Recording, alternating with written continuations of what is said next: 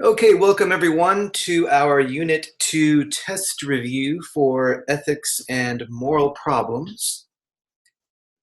As you know, the exam will be made up of a few short essay questions. And you are, of course, free to use your textbook and your notes, but this is the honor system. You're expected to do your own work.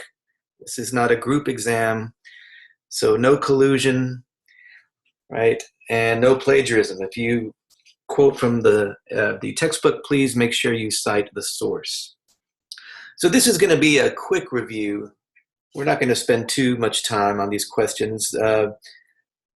Judging by your performance in the discussion boards, these questions are very important ones that you have spent a good amount of time thinking about and discussing among yourselves. So I think you'll do just fine. But I just want to cover a few basic points. All right. Okay, so chapter 4 questions. They both refer to the theory, the psychological theory that goes all the way back to Plato, psychological egoism. Of course, he did not call it that. That name is a fairly modern name, but the phenomenon, the idea, is a very old one. So the first question asks, what are the most powerful arguments in favor of psychological egoism? What are the most damaging arguments against it? I'm gonna go over both of these first two questions together because they really blend into one another. The second question refers to the passage from Book 2 of Plato's Republic, known as the Ring of Gyges story. How does Glaucon, who's one of the interlocutors or discussants in the Republic, in the dialogue, Plato's Republic, how does Glaucon use the story of the Ring of Gyges to express a theory of human nature? Is Glaucon right? Why or why not? Now, you may recall that Plato's Republic is a dialogue that centers around the question, what is justice? What does it mean to be just? And secondly, what does a just society look like? And Glaucon comes up with this thought experiment, or he poses a challenge to Socrates. He wants to get Socrates to defend the proposition that it is always better to be just rather than unjust. And he wants to make it as difficult as possible for Socrates to defend this notion that it is always better to be just, that you will always be happier, that life will be more satisfying if you always play by the rules as opposed to if you do not. And so Glaucon refers back to an ancient story found in the work of a Greek historian named Herodotus. And it's about a shepherd named Gyges. And one day he's out tending his flock, and a terrible earthquake occurs, and the earth opens up, and Gyges looks inside this large opening in the earth, and he sees a coffin, a giant coffin. He goes down into the hole, and he opens the coffin, and he sees in it the corpse of a giant. And on the man's ring finger is this ring, and Gyges removes it and puts it on his own finger. And he later realizes, to his astonishment, that when he turns the ring in one direction, it makes him invisible. And when he turns it back in the opposite direction, he appears again.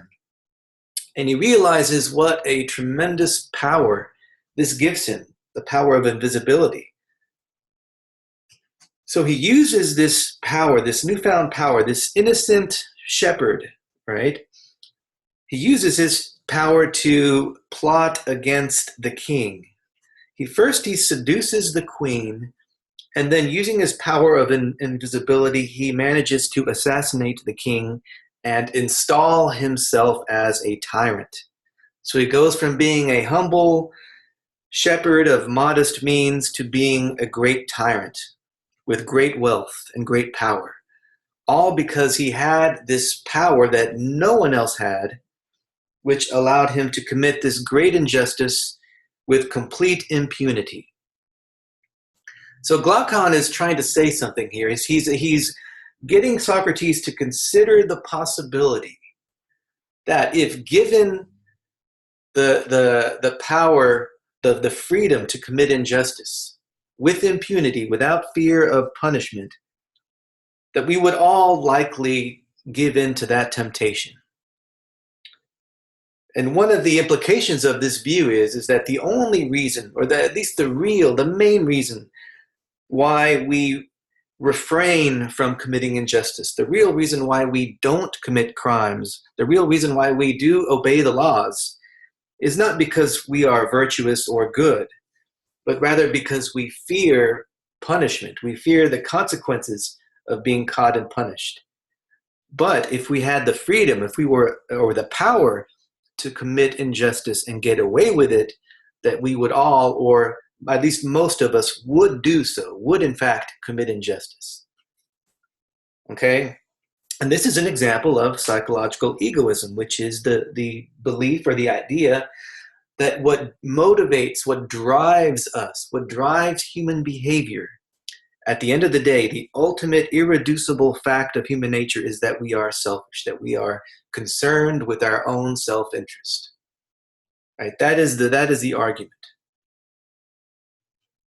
Now, you can certainly make a number of arguments against it. I mean, we'll never know for sure if it is psychological egoism is correct or not in the way it views human motivation.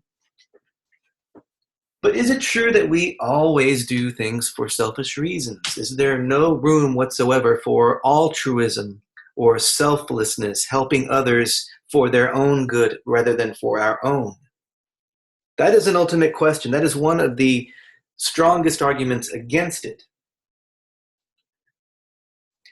There is an example given in the textbook in chapter 4, an anecdote about Abraham Lincoln, which I find very interesting. You may remember from your reading that he was driving along a muddy street in his stagecoach, and he noticed there were these little piglets, these baby pigs, drowning in a pool of mud, and the mother was unable to help rescue the pigs, little piglets. So Lincoln stopped his carriage, got out, waded into the mud, and rescued the piglets from drowning, saved their lives from drowning. And then he gets back on the coach and moves on, and he had just been discussing with his friend that human nature is motivated by selfishness. And the friend says, well, okay, you just refuted your own argument because you did not benefit whatsoever from getting out of the coach and wading in the mud and getting all dirty and filthy to save these pigs. What did that do for you? How did you benefit personally from that action? That action looks more like an act of sacrifice and selflessness than it does an act of selfishness. And Lincoln's response was, and we don't know whether he was joking or being ironic or if he really meant what he said, but his response was, had I not rescued those piglets, I would have been distraught for the rest of the day. I saved those little animals not for their sake, but for my own. That is to say, I saved them in order to give myself some peace of mind, right? So it was an act of selfishness that really prompted that apparent act of selflessness. So was he being honest or sincere? I don't know. But the psychological egoists want to reduce every human act to the desire for self-interest. But that it's problematic, right? In what way were the 9/11 first responders who risked their lives and in many cases lost their lives to save others, in what way was that motivated by self-interest? That's a difficult question to answer, right? Maybe they were after honor, or maybe they did so out of a sense of duty or guilt. I don't know. guilt at having wronged someone in the past, and they wanted to make up for that somehow by risking their own lives. Human psychology is extremely complex. It's extremely complicated. And none of these great philosophers has the final answer, but they do pose the right questions.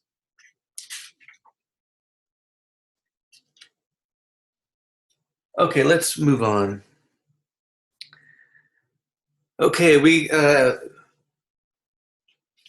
now at chapter 5. So Jeremy Bentham's principle of utility. So Bentham was a utilitarian.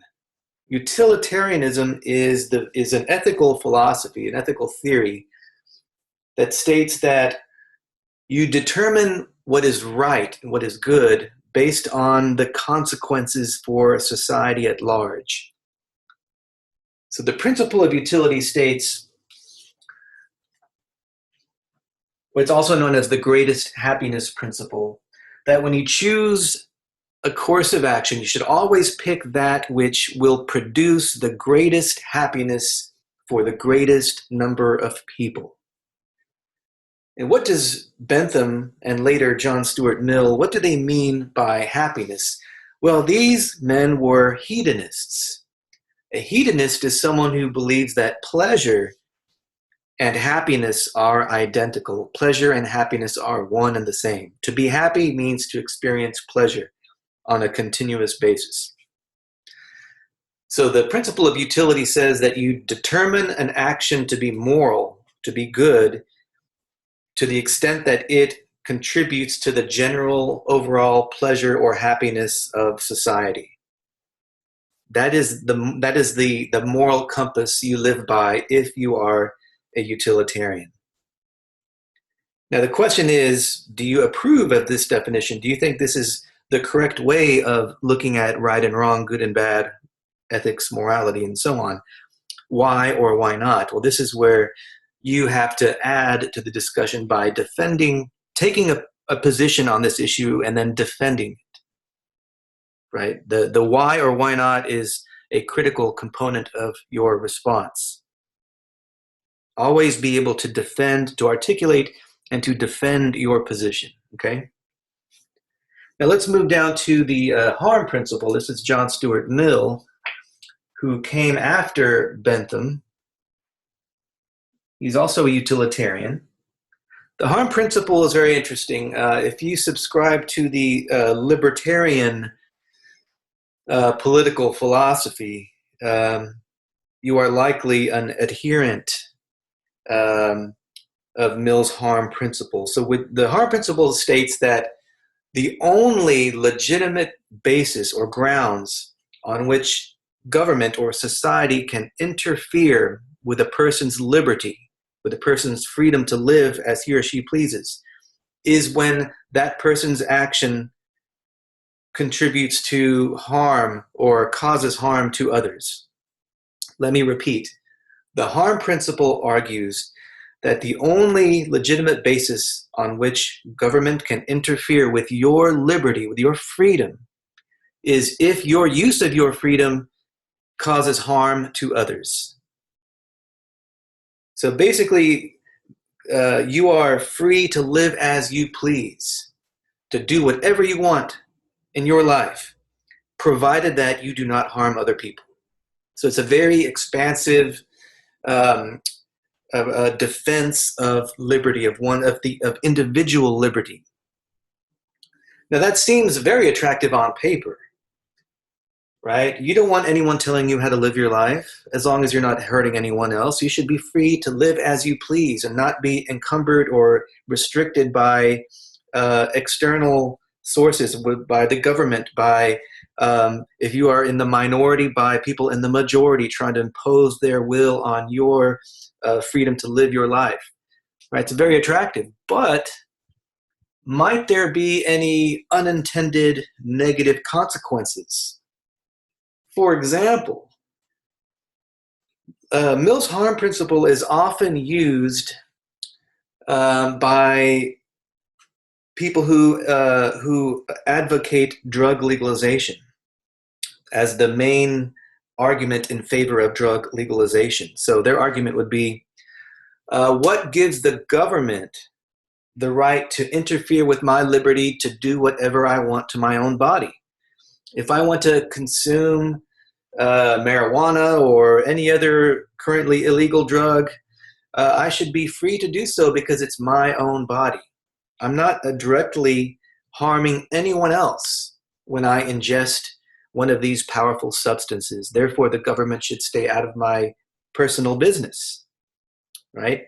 But is that a legitimate argument? Is it really true? And I'll let you decide. I'm not going to answer this for you. I'll let you think about this and decide on your own. But is it true that when an individual consumes a potent illegal substance, that he or she is only at worst harming himself or herself? Are there not repercussions to those kinds of behaviors that negatively affect others around one, such as one's family members, one's own children, such as one's employers, if one is not in a coherent state of mind on the job, and so forth? Or what about the healthcare system? If you don't have insurance and you're overdosing on some powerful drug, the ER, right, will take care of you, but at the public's expense. Is that not an example of someone using his or her liberty in a way that is harmful to others? So it's a question that is not a simple black and white question. It has to be thought about a little bit more carefully. Okay, chapter 7. So we have 3 questions here. Okay, the 4 principles of equality. All I'm asking for on this one is just a very general, succinct definition of each of the 4. And then which one do you find most reasonable and why? Now, the second part, the second 2 questions in number 1 are every bit as important, maybe even a little bit more important than the first question. The first question is asking for a definition, which you can paraphrase from the textbook. The other 2 questions require some defense and elaboration and articulation of which one you find most plausible and why. Okay, so quickly, so there's fundamental equality, which is a very kind of an abstract notion, as we find enshrined in the American Declaration of Independence. As you know, in the preface, Jefferson claims that it is a self-evident truth, meaning it is indisputably true that we are created beings endowed with certain unalienable rights that can never be taken away legitimately by government, and those rights include life, liberty, and the pursuit of happiness. Now, as the textbook points out, the fundamental equality is equality in principle, but not always equality in fact. Right? It may be true, as Jefferson argues in the Declaration, that all men are created equal, but not all men were treated equally in Jefferson's time, even by Jefferson himself, because he owned slaves. But that did not change the fact that in principle we are all created equal.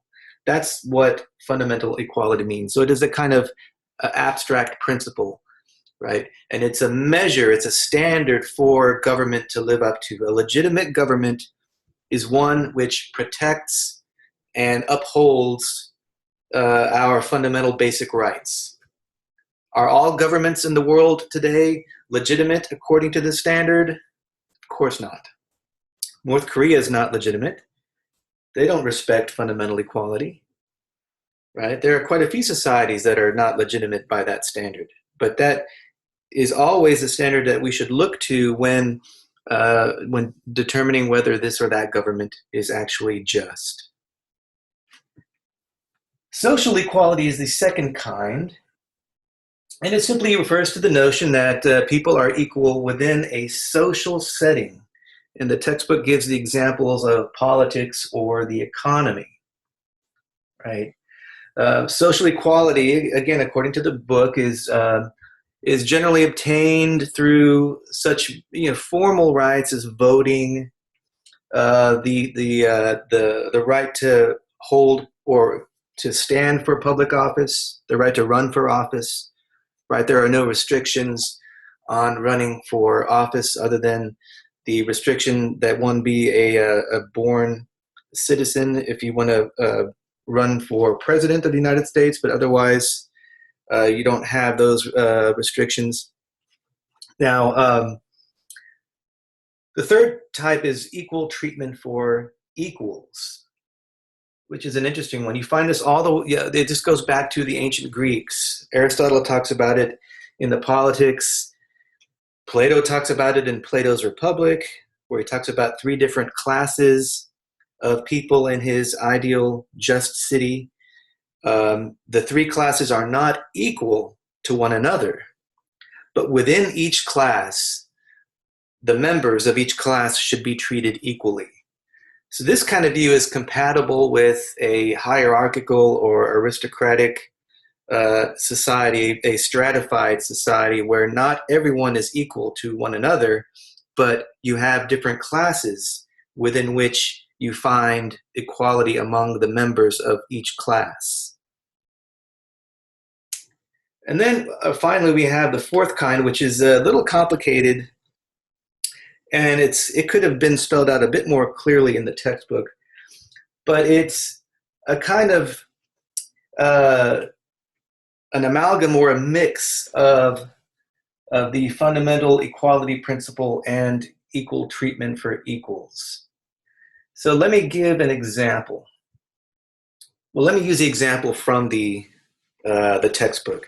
It uses the catchphrase, this kind of equality treats equals equally and unequals unequally. And this is a notion that has been used by people like John Rawls or people in the progressive movement, people who support affirmative action. They have all used this understanding of equality to try to level the playing field, right? So it gives an example of a traffic jam. If you look at this, I'm looking at page 339 of the 7th edition of the book. And it says that it gives a scenario in which there's a traffic jam and someone has a medical emergency that he has to attend to, and so he's trying to get out of the exit, right? Where everyone else is kind of at a standstill, but he's trying to squeeze through, and other people are letting him go by so that he can.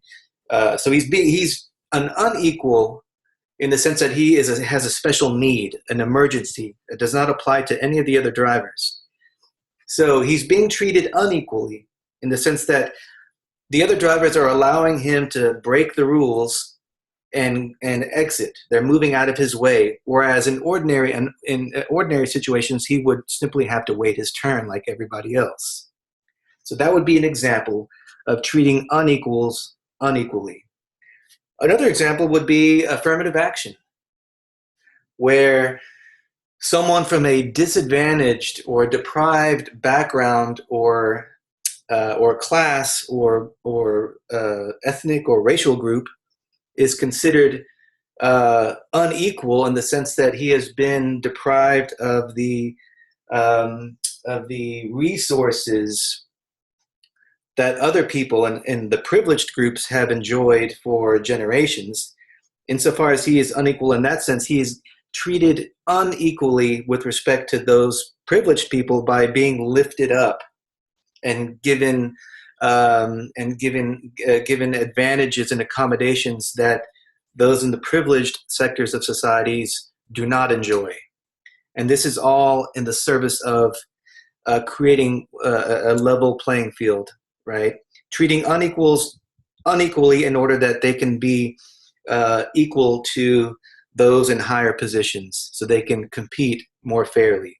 That's what you have behind income redistribution. That's why you have progressive taxation. The more money you make, the higher percentage of overall taxes you pay. At least that's the way it's supposed to be in principle. We all know that very rich people have tax loopholes, but the idea was supposed to be that the more money you make, the greater percentage of your income you pay to the government, which then transfers that money to those that are and have greater need and are in the poorer sectors of society. So that's basically the idea. Now let's quickly turn to positive and negative rights. This is a pretty simple distinction. Negative rights, this idea goes back to, you find it particularly well defined in John Locke.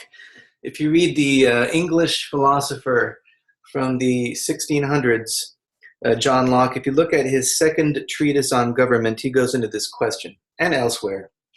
But negative rights, think of it in this way. Negative rights are freedom from government intrusion, government interference. So remember, Jefferson says in the Declaration that we have this unalienable right to life, liberty, and the pursuit of happiness. So the idea is that we should be free to pursue these freedoms, to enjoy them to the fullest possible extent without government or without any outside entity actively interfering or encroaching upon these rights. So you should be free to live your life, to use whatever gifts you were born with, to use whatever advantages are available to you, to exploit whatever opportunities are available to you with minimal government intrusion or interference. That's so the idea of negative rights. You find this defended and upheld by libertarians. So if you're a libertarian, that means you want small government, you want limited government in terms of limited government intervention in the economy, limited government intervention in your personal life as well. So the harm principle and fiscal conservatism combined help define libertarian political philosophy. So let me live my life, let me enjoy my freedoms, get out of my way, don't interfere with my use of my freedom, provided I don't harm anyone else. So those are negative rights, freedom from government interference and intrusion. Now, going to the opposite extreme, you have positive rights. Positive rights are found among progressive people who believe in the progressivism, and people like Karl Marx. Karl Marx is probably the most famous exponent or adherent of positive rights. So positive rights means that we have rights to things, rights to something, right? I have a right to affordable health care. That's a right. It's not a luxury. It is a right. That's a positive right. Or the idea that you have a right to free college tuition, that a college education is a fundamental right, that I have a right to affordable housing, that no one under any circumstances should be allowed to be homeless, that every human being has a right to affordable housing, clean water, electricity, an internet connection, a cell phone, some form of transportation, right? These are all positive rights. And you have a rights to something as opposed to negative rights, which is freedom from government intrusion, the freedom to live your life as you choose without the government getting in your way. And by getting in your way, you can add by confiscating your property in order to redistribute it to someone else. So positive and negative rights often clash with one another. People who believe in positive rights are often in fundamental disagreement with those who believe in negative rights. So this is the libertarian right versus the progressive left.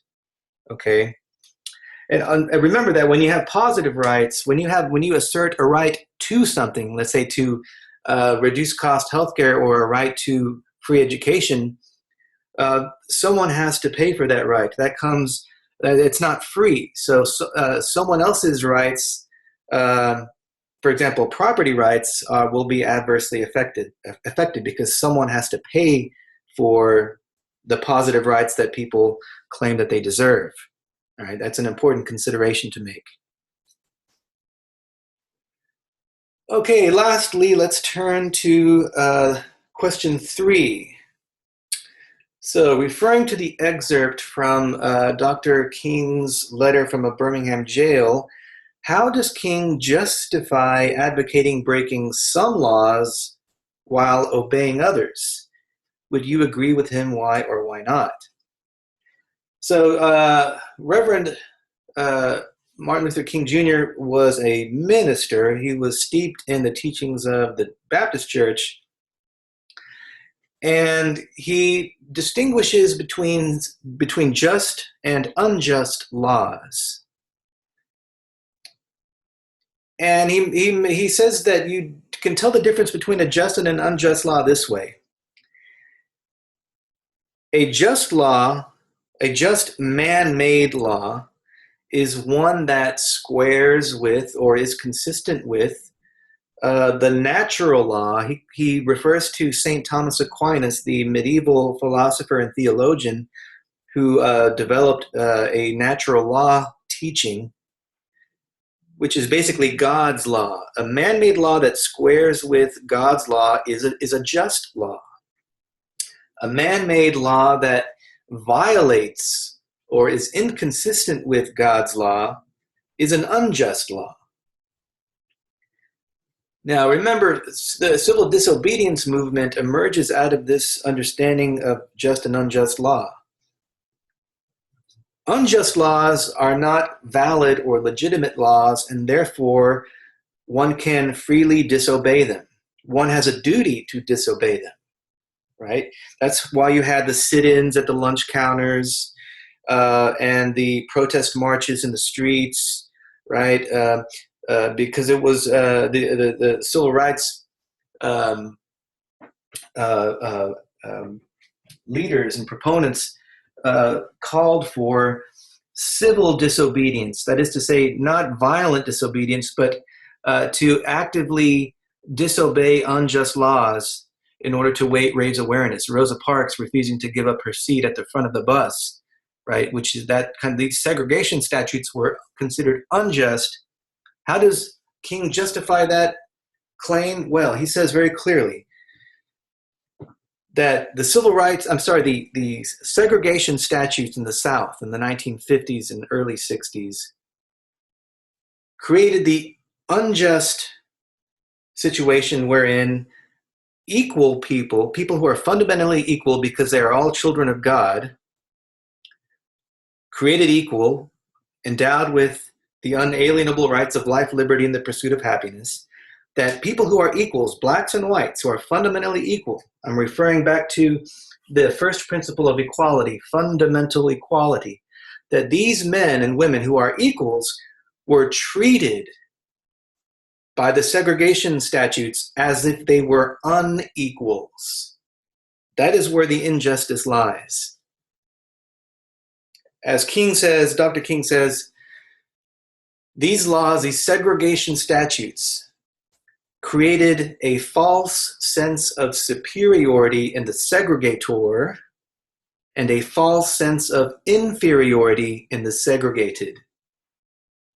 And it thereby distorts and damages the personality, the human person. It is a distortion of the truth of fundamental equality enshrined in the Declaration of Independence as well as in the teachings of the Bible. Okay, so that concludes our study session for our Unit 2 test. I hope you found this review session helpful, and I look forward to reading your responses. Thank you and good luck on the test.